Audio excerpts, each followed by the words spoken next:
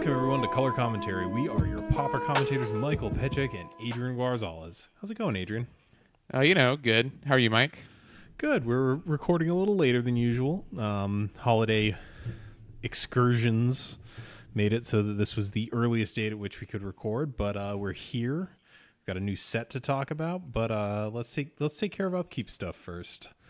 So first off, as every week, we're brought to you in part by Original Magic Art, who produce a variety of tokens, dice bags, playmats, and art prints from throughout the history of Magic and the world at large.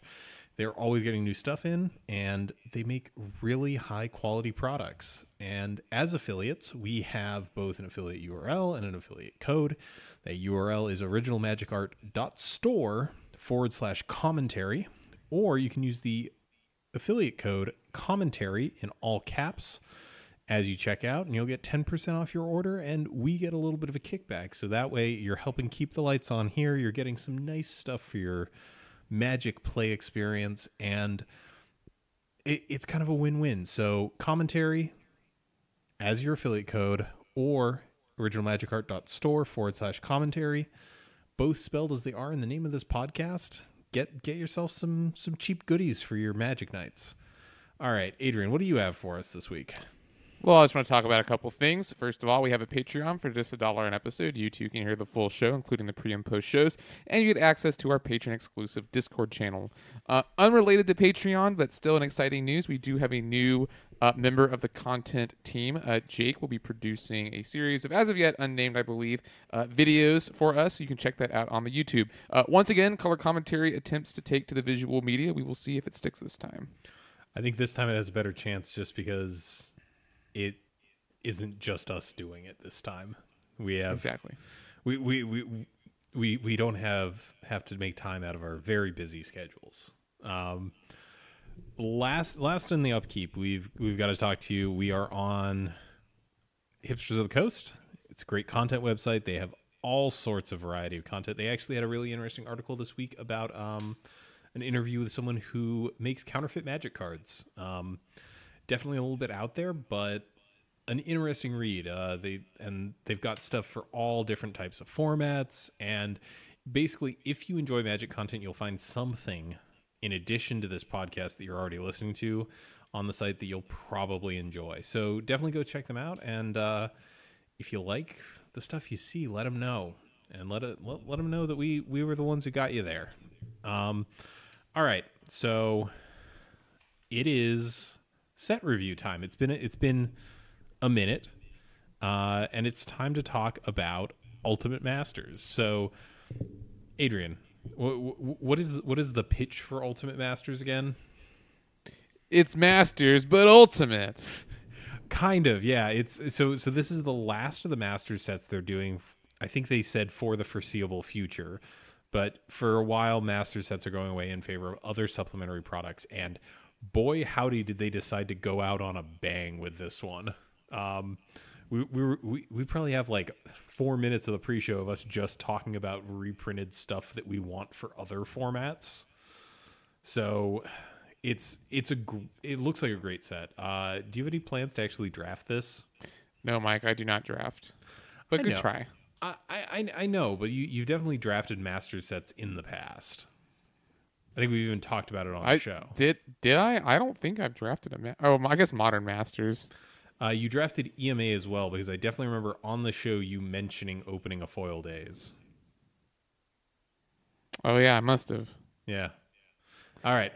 Well, yeah. Let's get to it. Let's get to it. So we got a reasonable amount of downshifts here at 20 new commons. We're going to alternate back and forth. These come from throughout Magic's history with no specific sort of time period, and they get pretty modern. So leading off the pack is Lotus Eye Mystics, which is 3 and a white for a creature human monk. It's a 3/2. It has prowess, and it has, when Lotus Eye Mystics enters the battlefield, return target enchantment card from your graveyard to your hand. Adrian, what on earth is this? It's like super Auramancer. Not really a fan. I think the extra point. So you get a lot for the extra mana, though. You get an extra point of power. You get the prowess. You know, I don't hate it. I just think it's going to be too expensive. Like 4 mana is just a lot.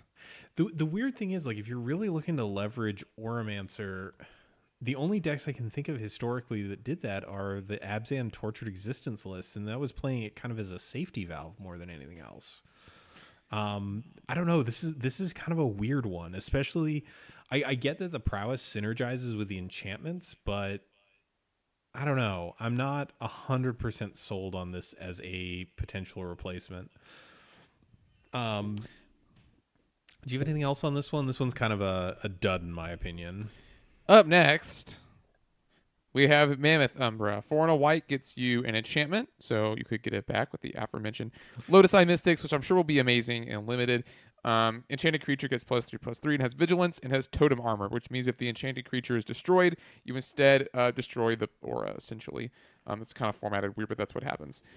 So again, not really what we're looking for. The only deck that really would play a card like this is Boggles, and it's not going to be playing a 5 mana +3/+3. The other thing is, like, how much better is this than Elephant Guide? Like, just in a vacuum, like, ignore the fact that both of them interact poorly against instant speed removal. Is this actually better than Elephant Guide?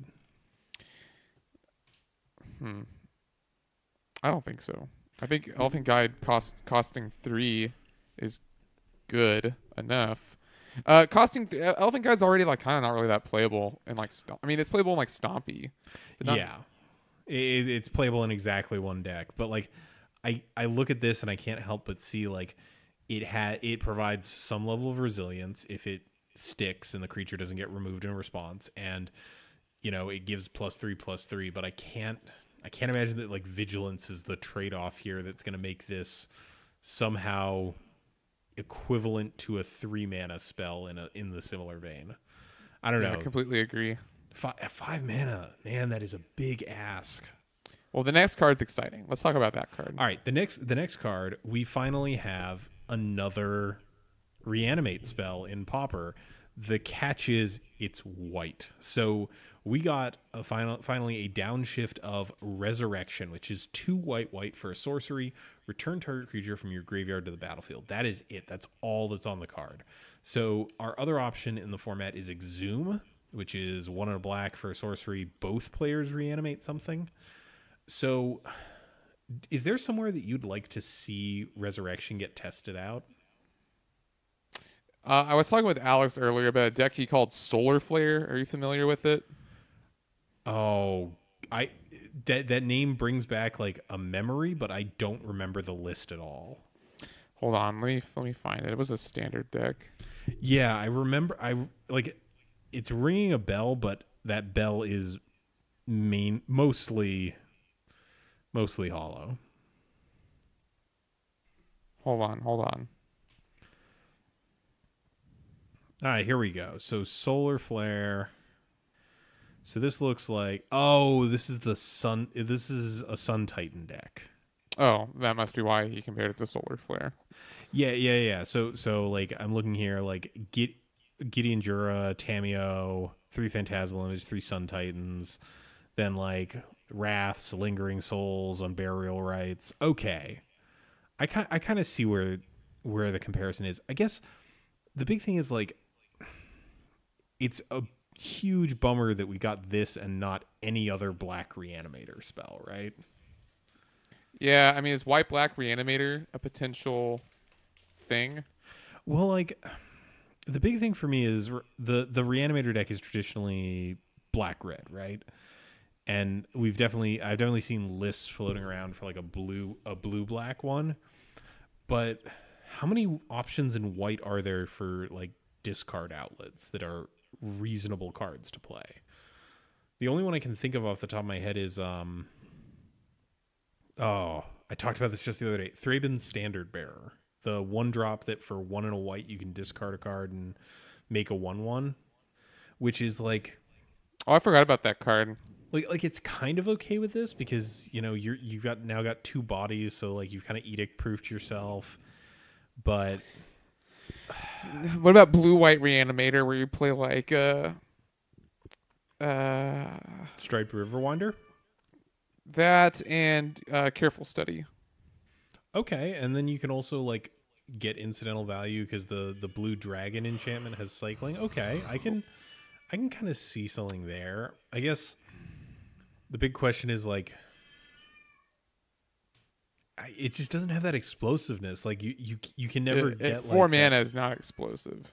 Yeah, it's just kind of a bummer because this is definitely something that can be printed as a common in a master set these days, but I'm just not sure it's what the format needs for a reanimator deck.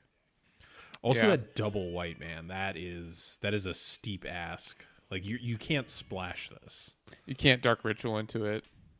That's Very true. well. That's true. All right. How about you? Like, while this was a bit of a disappointment of a reanimation spell, it's cool that it's in the format.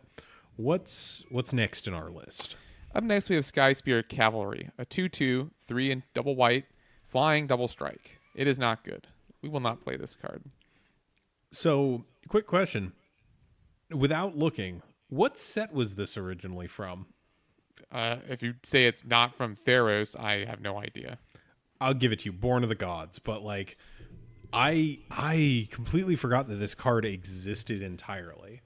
So for what it's worth, like I do like this more than just a 5-mana 3/3 flyer, which is kind of the going rate for a common in a limited format. But this is really not good. It does eat like a good chunk of the stuff in Delver, but I don't know. That's not a good justification for a 5-drop, right? Right.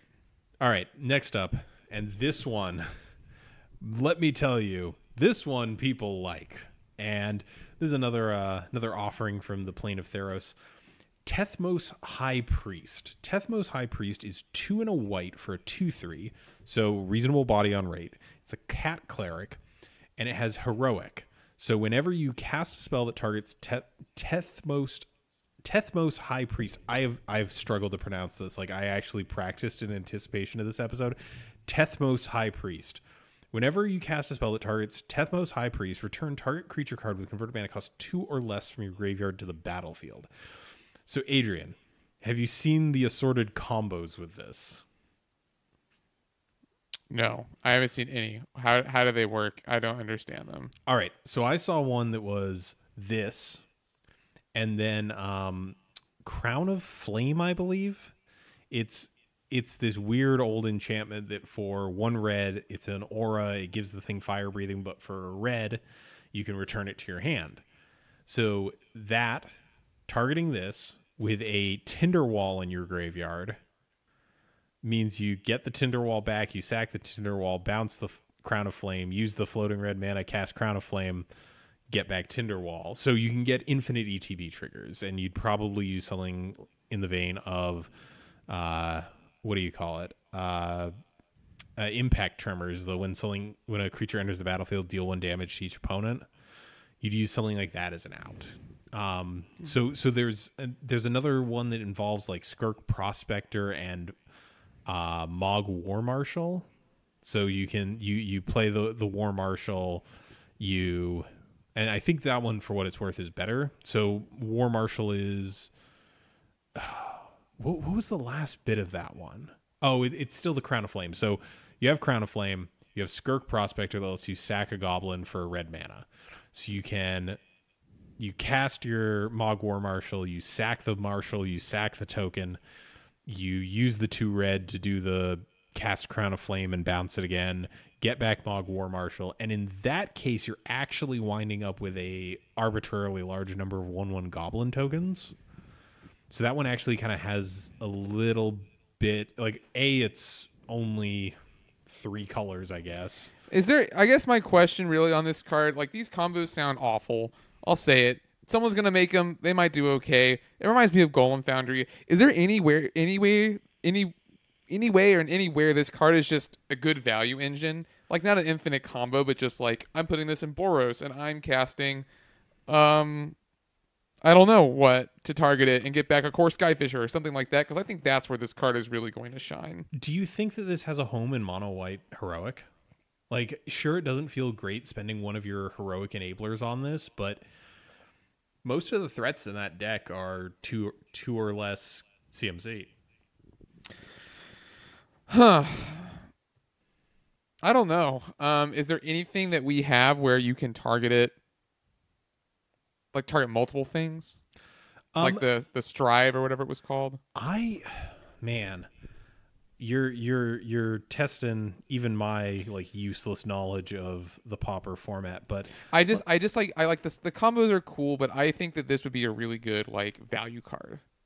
okay, so there were 5 strive cards printed at common. So we have a Johnny's Presence, which gives a creature +1/+1 and indestructible until end of turn, casts for a white, and costs 3 more to cast for each target beyond the first. We have Aerial Formation, which is actually, it looks like all of these are 1 mana of the color and then 2 and a mana of that color to strive. So Aerial Formation is +1/+1 and flying. Cruel Feeding is black and +1/+0 and lifelink.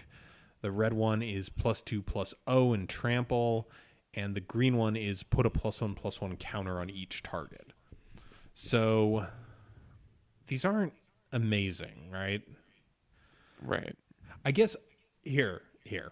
How do you feel about playing this in a travel preparation deck? Okay, that sounds a lot better because now suddenly we're able to do it to this and then the thing we bring back. Actually, I'm going to toss this out there. This is my big reach. How would you feel about this in Boggles? Mike, now you've got a pile of auras that target creatures. You have a relatively limited scope of like small hexproofers, and stuff like Selhana Ledgewalker is, I think, significantly better than the rest of the Boggles. I don't know. I'm just saying I could see it as a potential in like a very edict heavy matchup. All right. I don't know. This one's kind of weird. It's just not very fast. Boggles turn 3, turn 4. It's just not fast. Yeah, this is like a really interesting card though. I think this is a cool like build around, a cool value engine, and I think this is exactly the type of card that I never would have expected, but B, I love that they downshifted something like this because it's got people out there talking about this card, trying to come up with ways to make it a combo thing. You immediately saw this and thought value engine. I'm just interested to see where this winds up going. Yeah, it's pretty cool. All right, what's next up? The Unexciting Wandering Champion. 2 mana gets you a 3/1 in white. That's normal. Whenever it deals combat damage to a player, if you control a blue or red permanent, you can discard a card. If you do, draw a card. So just nothing very good. Would you feel better about this if it was just combat damage? No. Really? Like not even just like what blue or red permanent do you control?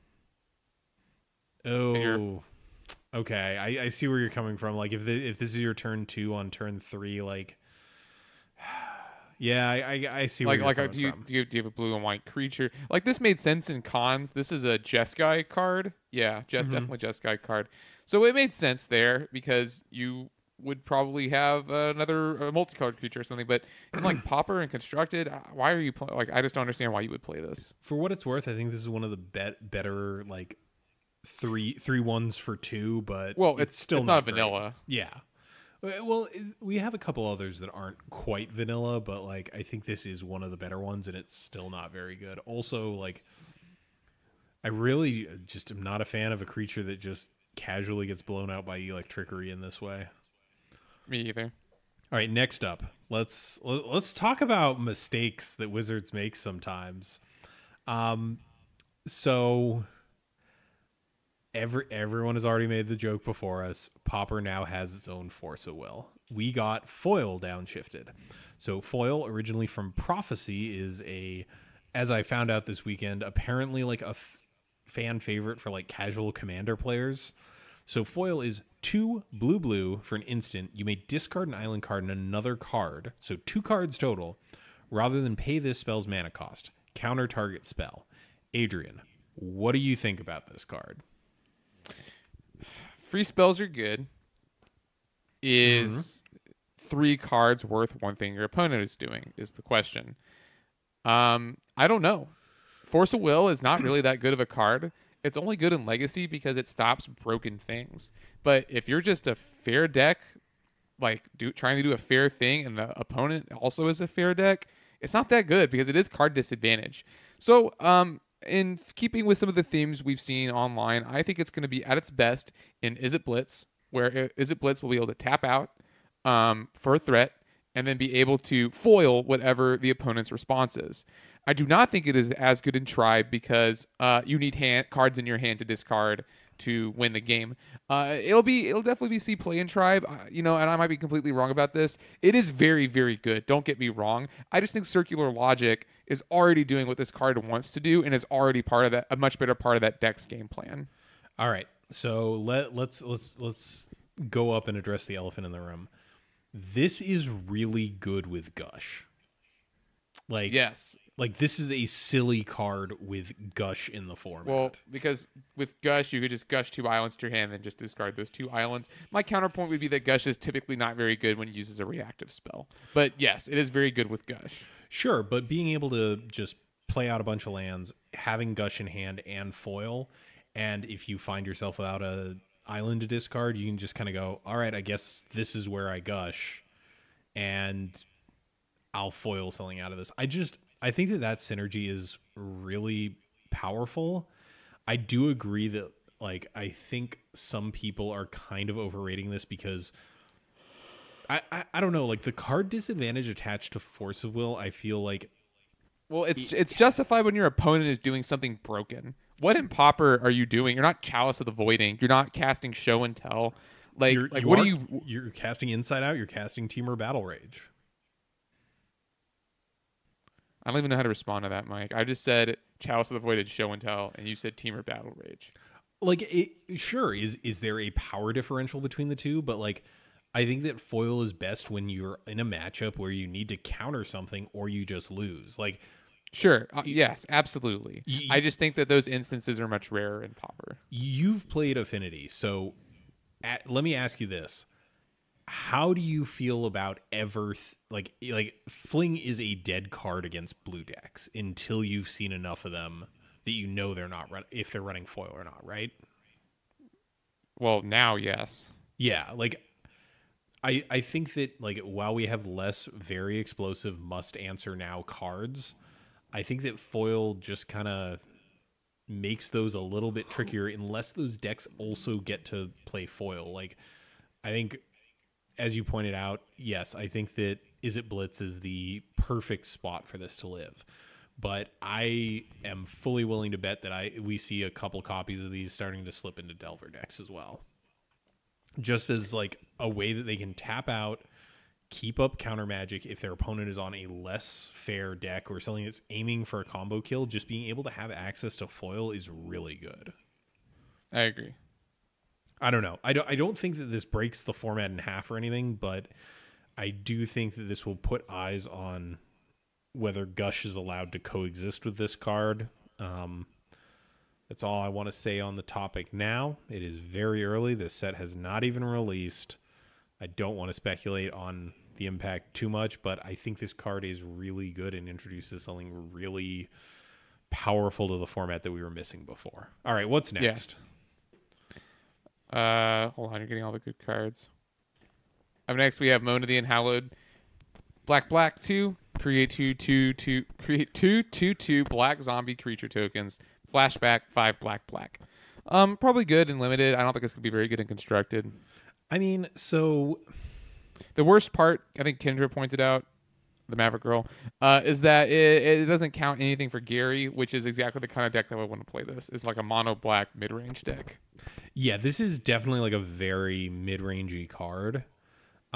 Interestingly enough, there is a green version of this card that is a lot better, and we're never getting in Pauper. Skitter of Squirrels, whatever it's called. Grizzly Attack, the one that makes the bears. Oh, Grizzly Fate. There we go.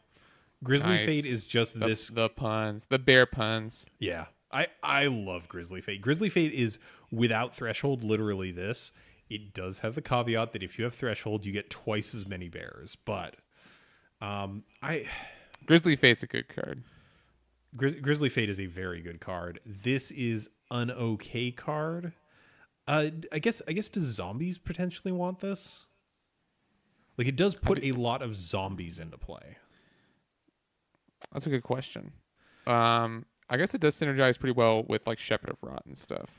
And the Gem Palm Polluter, the Cycler. Yes. Like, maybe, but like 7 mana is a lot to flash this back. I don't know. Maybe it's just on raid enough for some mid-range deck to want it, but outside of that, I don't really see this having a home. Same. Next up, we've got a terrifying. I don't like the art for this card. It's Offal Snout, which is a horrible pig squid scorpion monster. I don't know. Maybe a shrimp. Maybe a shrimp. I just don't like this art. And thankfully, it's not that great. So Offal Snout is 2 and a black for a 2/2 with flash, which is pretty reasonable. And when it leaves the battlefield, exile target card from a graveyard. And why would it have that text? It's got Evoke. So for 1 black, you can, at instant speed, exile something out of someone's bin. Or for 3 mana, you can get a flash 2/2. I don't know. I think Fairy Macabre is better. I think it's uncounterable. Yeah, it's uncounterable, and on top of that, like, would you feel better about this if it was an ETB trigger instead of a leaves the battlefield trigger? That would be better, but I still think it wouldn't be that good. Yeah, I think I'm inclined to agree here that like this just doesn't do enough for the mana costs. I guess maybe there's an argument that this could be a sideboard card for like an aristocrat style list because you can sack it in response to the evoke trigger. Maybe this is like their like little sideboard hate thing, but I'm not stoked about that use either. How about you take the next one, because this is actually, I think, a good card. Up next, we've got Slum Reaper, which is from Return to Ravnica, I think. 3 and a black gets you at 4/2. When Slum Reaper enters the battlefield, each player sacrifices a creature. So good in Tortured Existence is the thought. Yeah. So this is a riff on the Fleshbag Marauder, Merciless Executioner. Right. Kind of. It has one more point of power and toughness, but it costs 1 more. But I think it's good. I think in Tortured Existence, it's good. It just clears the way. Yeah, I mean, like, Tortured Existence has always kind of wanted some type of really solid ETB removal, because compare this with like Fume Spitter.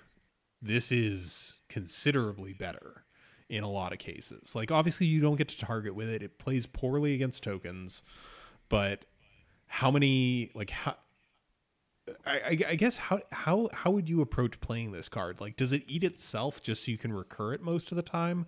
Or do you think that it eats something so that you now have a 4/2 in play? It could do either. It could eat itself. You could recur it. I think that's fine. It could eat a smaller creature that you can then later recur. That's fine. You could eat a value creature that does something when it dies. Like, I don't know. I just think it's a powerful card in the toolbox. I don't think it'll be more than like a 1 of or 2 of, but I think it's a powerful tool. I do kind of like the fact that it lets you sack the stuff in your deck that doesn't have a sacrifice ability already. Like, let's say you really want to dig for something, like you could sack a Dredger with this. And sure, like, there's always the argument like, oh, just block with it, but like, this does give you an out to just get stuff into your bin that you want in there. I don't know. I think it's a cool card. It's a really cool card. And while I think this is probably best in Tortured Existence, I think this is probably fine in a bunch of like mono black mid-rangey brews, right? Yeah. I can't imagine like creature with a ETB edict effect on it being the worst thing that you could be playing. All right, next up. What's next? Deeply forgettable Arena Athlete. So it's 1 in a red. Yeah, that's what you're going to wind up saying after we finish reading this card. So it's 1 in a red for a 2/1. Okay, sure, Piker. Heroic, whenever you cast a spell that targets it, target creature an opponent controls can't block this turn. Cool. This isn't good. The next card is Molten Birth, 1 red red gets you a sorcery. Create 2 1/1 red elemental creature tokens, then flip a coin. If you win the flip, return Molten Birth to its owner's hand. I'm with Kendra on this. If you're playing this card, why are you not just playing Krenko's Command or Dragon Fodder, which are just much better? Yeah, I think I saw someone did the math, and like I think statistically it's close, but like this is not good. This isn't best case scenario, right? This is like the silly, like if you keep winning flips, this is like a very silly red Sprout Swarm at sorcery speed. Most of the time this is going to just be a bad dragon fodder though. Yeah. The next card is exciting though. All right, next card. Oh, this is Reckless Worm. So you may remember if you were playing or are even tangentially aware of Planar Chaos. It was a set where we got color shifted versions of cards that already exist. And Reckless Worm is just that for a card called Arrogant Worm. So Reckless Worm is 3 red red for a 4/4 with trample, and it has Madness, 2 and a red. So if you discard it, it goes into exile temporarily, and then you can cast it for its Madness cost, or it just goes to your graveyard. So Arrogant Worm used to be a Tortured Existence card. I don't think I've seen it there in a while. Do you think that this is potentially a reason Is to Arrogant go? Worm was Arrogant Worm a common in like Vintage Masters? It was downshifted in Vintage Masters. Oh. I think this is fine still. I'm not really sure what deck would play it, but it is a sweet card. Arrogant Worm is a sweet card, so Yeah, I think this is maybe an argument for investigating the black-red Tortured Existence decks that have shown up over the years. Oh, yeah, absolutely. I had forgotten about those. Like it's not that bad. Although, like, I guess in those decks you also get to play Faithless Looting. So like, yeah, you gotta have 4 mana, but being able to just kind of Faithless Looting and negate some of that card disadvantage right away. I'm not like opposed to that. I just worry that the fail case on this is pretty miserable. Like, casting a 5 mana 4/4 trampler is not exactly where I want to be in this format. All right, this next one I think is pretty interesting as well. What's next on this list? Sorry. Up next we got Spark Spitter. 2 in a red gets you red, discard a card, create a 3/1 red elemental creature token named Spark Elemental. It has trample haste, and at the beginning of end step, sacrifice Spark Elemental, and it is a 1/3. Mike, this card is not good. Oh, okay. Let's talk about this card. Why don't you like it? It's bad, and it should feel bad. Well, no, you discard a card to create a 3/1 that dies. Okay, so if it's sort of like Icarid. Okay, interesting take. I see where you're coming from. When I saw this, I conceptualized this as an option for a burn deck. So so you could discard a land. You can pitch a land or anything that you think is worse than Spark Elemental at that point in the game. There's also some like weird shenanigans, like because it goes away, I believe, at the beginning of the next end step, you can activate, like you can wait and not activate it during a turn, activate it on your opponent's end step, and then activate it on your turn to have 2 of these things swinging in. I just don't think it's better than, say, Thermo Alchemist. So I don't think it's a replacement for something like Thermo Alchemist. I think if this card just straight up said cast Lightning Bolt every time you pitch a card to it, it would be better. But this is not super far away from that. I just like the fact that it lets a burn deck have a card that just kind of says, I am the worst card I can draw for the rest of the game until you remove this is Spark Elemental. Like, it doesn't matter how situational or weird the card is. Like, if it's a sideboard card that isn't useful right now and you just want to get in for 3, like, this does that. I don't know. I think this will see play in a burn brew, and whether or not it sticks around for longer is going to come down to what the results look like. But I think there's much worse offerings out there for a mono red aggressive deck. And yeah, like never having to worry about drawing a land ever again is pretty reasonably good for some burn hands. I don't know. I'm reasonably high on this. Next up is Groundskeeper. It's a green. Yeah. What does that card do, Mike? Groundskeeper is a green mana for a human druid. It's 1/1. 1 and a green. Return target basic land card from your graveyard to your hand. All right, what's next? Well, hold on. Like, we do have a couple of mechanics that interact with lands in your hand, right? Like, we have You mean Retrace. Jund lands? Yeah. Like you could. Okay, and it doesn't tap. All right, and you can play it the turn it comes out. Mm-hmm. So for 3 mana, you could just return a basic land card from your graveyard to your hand. So the thing that really kills this for me, like, I don't, to be clear, I don't think this card is very good.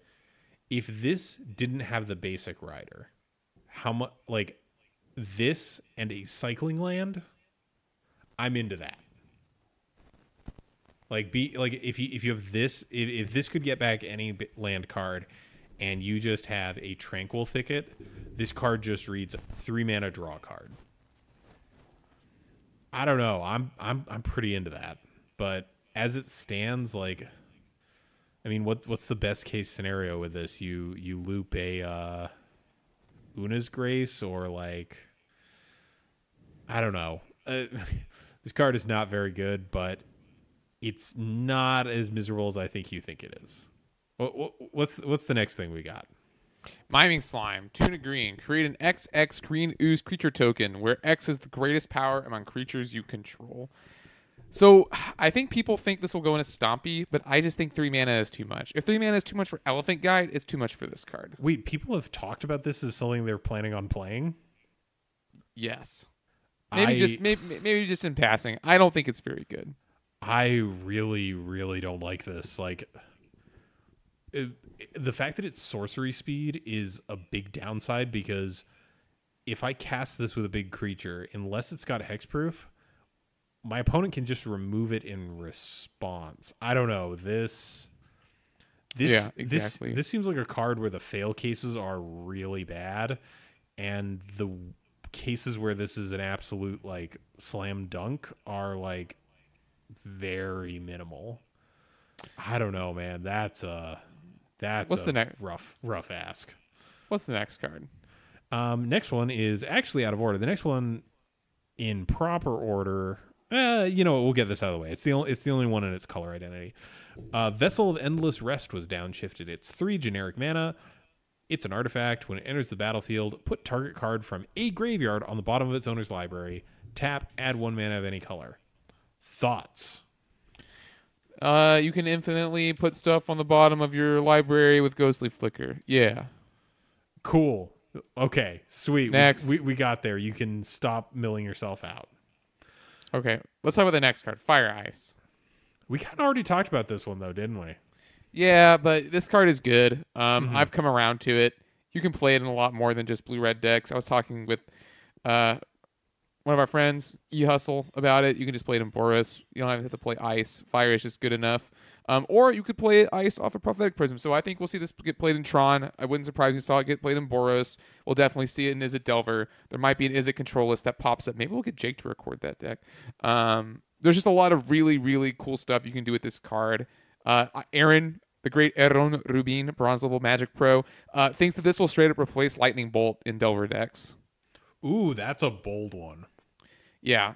If you're, he doesn't listen to the show, so he's not here to defend himself. But we were talking about the other day, and he said it wouldn't surprise him because there's a lot of matchups where Bolt is just a dead card, and then this is better against the more popular decks. It's better against the Mirror, it's better against Control, and it's better against Boros. It also probably helps your Elves matchup, which can get out of hand pretty quickly. Right. So his argument was he's not saying Bolt's a bad card, and he's just saying that in matchups where Bolt isn't good, this card is enough better that he would consider just running them over Bolts. And yeah, like the last time when we talked about this last week, like I did say, like the worst case this card cycles Like that's the absolute worst. Right. That's what he said. He said, I love that it's just not a dead. It's never a dead card. So that's a very interesting take. Certainly the most extreme one I heard. So I'm very interested to see if he tries something like that at F&M. Yeah, I would not be surprised in the least if this is maybe the most played card out of this set. Maybe. It's a good one. All right. Let's move on to something that I thought we'd never see. We got one of the Ravnica Guild Mages at Common. So we got Dimir Guild Mage, which is two hybrid blue or black. It's a 2/2, and it has 2 activated abilities. 3 in a blue, target player draws a card. Activate this ability only at any time you could cast a sorcery. And 3 in a black, target player discards a card. Activate this ability only any time you could cast a sorcery. So, where does this thing go? Because I think this is a very powerful card, like on raw power level alone, but where do you think this fits? I don't know. That's really, really tough. So the color identity means it can't just be played anywhere. Black decks don't really want it. The blue decks don't really want it because they can't draw it instant. Like that's tough. I don't know. So I have seen a list floating around, and I think I brought this up in conversation on our Discord. There is a mono black list that was running Karuz as a way to kind of help reduce the number of lands you need to see in an opener. And they were running Dimir Aqueducts. Does this make sense there? Because I kind of think that's a really reasonable place. I think people will play this card. It's not awful. Because like I imagine the first few times this thing gets activated, it's probably making your opponent pitch stuff, and then you're drawing yourself into more gas once you've got your opponent's hand neutralized. I don't know, like this we don't really have an effect like this, do we? Like the closest thing to the second, actually no, we have what am I talking about? We have 2 cards that are exactly this kind of thing. This is a bear that has weird versions of Raven's Crime and Una's Grace attached to it. But for like 4 mana. How much is Una's Grace again? 3? But doesn't it have Retrace? It has Retrace. And it is an instant. I should be completely fair there. But like, you just get to keep doing this. I don't know. This strikes me as a very pushed card for the common level. I don't know if it has a home, but I know that people are going to try this. And I do really like the idea of putting this in a mono black deck that has a couple of blue sources so that you can make use of that first ability. But I guess you could also just run it in straight up mono black and just try to hand hate your opponent out of the game. I don't know. Well, but that's also not, I mean, just because it costs 4 mana, like that alone makes me think not worth it. I see where you're coming from, and I do think that the only sorcery speed on both of those abilities does keep this from being truly nuts. Like if this didn't have those lines, the activate this ability only anytime you can cast a sorcery, this card is fully stupid, right? Like this is just a dumb card. Yes. Like that second ability, just drawing cards and discarding cards is very good. That second ability at instant speed just make you pitch during your draw step. Like, yeah, it would be a nightmare. Oh, it's probably for the best that it ended up this way. Oh, 100%. But this is a cool downshift, right? Like people have for ages been like talking about how like the guild mages would be interesting downshifts, and we finally got one, and it's kind of neat. A little neater than the next card we got on the list. What's that one? Actually, this is the last card on the list. Wow, this one flew by. We've got Canker Abomination. 2 hybrid black-green. Hybrid black-green, so 4 mana total. Gets you a 6/6, but as Canker Abomination enters the battlefield, choose an opponent. Canker Abomination enters the battlefield with a -1/-1 counter on it for each creature that player controls. Cool. I have been staring at this card a lot in the past week, trying to figure out if there is a deck that wants it. I've been thinking about it. I don't think it's good. Well, like, it's always win more, right? Right. And the cases I came up with was like maybe this is a weird control finisher. Like after you've run your opponent out of threats, you just cast this as like an undercosted 6/6. Or the other option I thought of was, okay, maybe this is a sideboard card against dirtily creature-like control decks. And neither of those I'm happy about with. Like, Gurmag Angler just does everything this card wants to do all the time without your opponent having to play into your game plan. I don't know. I think this is, like, not the worst thing we got this set, but pretty close to it. What do you imagine? I'm just trying to think, like, is it good against control decks where they don't have any creatures and you just have a 6/6 for 4? Like, I don't know. It's just not very good. We have Gurmag Angler. Yeah, like I can't imagine that like most of the time this isn't just worse than Gurmag Angler, because if they have one creature, this is worse than a Gurmag Angler when you have 5 cards in your graveyard. Or not even 5 cards. What am I talking about here? This is, if they have more than one creature, this is worse than Gurmag Angler with only 3 cards in your graveyard. Don't play this card, people. Jesus. Like, I don't know. It's not very good. All right, so that's the 20 cards that we got, and I feel like we had some real big hits. So just to recap, I think the things that we were excited about, let me just run through this real quick. From white, we had Tethmos High Priest, which people are already super stoked about. Foil was our only blue card, and I think a very, very powerful one at that. We had Slum Reaper, which is sweet for mid-range decks. We had Spark Spitter, which I think is a sweet piece of burn tech. We've got Fire and Ice, which fits into blue-red decks the world over, and even slightly outside of blue-red decks. We got Dimir Guildmage, which is a sweet little card advantage engine. I don't know. What's your feeling on this set? Was this you think this was a hit for Pauper, or kind of lukewarm? I think it was a big hit. I think the blue cards are obviously the best ones, but I'm excited about some of the other stuff, and I'm excited to see what people come up with. I think it's sweet. Yeah, I think that this is a very, very sweet set for the format, and I'm excited to see what people do with kind of the more fringe cards. Like Fire Ice is one of those ones where it's just like, yeah, no, this is just a good card. Play it if you're in blue or red. I want to see the first Dimir Guildmage list that manages to make it 5-0 in a league. I'm super curious to see what that winds up being. Actually, before we go too far, dare I say Ratlock? Please, God, Mike. I know. You didn't want to hear those words come out of my mouth. I didn't like saying them. And you said either. them. You said them, though. I did. No, you reveled in it. Yeah, I do. Like, a podcast is just like a chance to find a friend who you like making suffer because they have to listen to the bad things you say. All right. Before we kind of round this out, this set also brought us a handful of like pretty good reprints for the format. So I'm just going to quickly go through these. We don't want to get too into this, but notable standouts. Let's get the 2 out of the way first. Chainer's Edict, Circular Logic. So they were expensive. I'm glad they got reprinted. Yeah, Chainer's was sitting pretty at around $8, and Circular Logic I think got up to $5 at some point.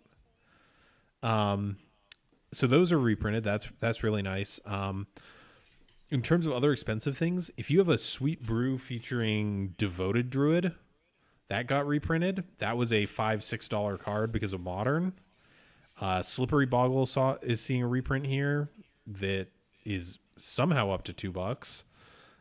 Songs of the Damned got a reprint with new art, which is pretty spicy. What other things? Faithless Looting is up to like $1 or $2, so that got reprinted. That's sweet for the format. New art for Grave Scrabbler. They went pretty all out on this set. Safehold Elite's got new art. We've got all sorts of Umbras being reprinted. We've got a new Ulamog's Crusher art. I'm pretty excited for this. So yeah, definitely if you're looking to get any of the cards I just mentioned, wait a little bit. They'll be cheap soon. All right, Adrian, do you have any closing thoughts on Ultimate Masters? It's sweet. It's sweet. Go get the cards. Well, and with that, everyone, thanks for joining us today. This podcast is brought to the support of our patrons, especially Fizzled. Please consider supporting us if you like the show. Check below this video or the description of this podcast for details on where to find us.